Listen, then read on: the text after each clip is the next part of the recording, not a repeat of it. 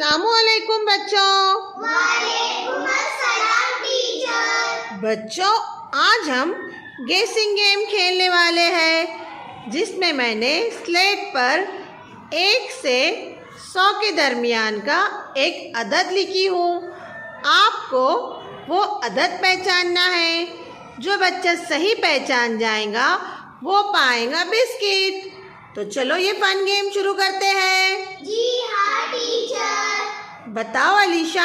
25, नहीं 75, नहीं 50, नहीं 15, नहीं 18, नहीं 96, नहीं 20, नहीं 30, नहीं। 86। Very good.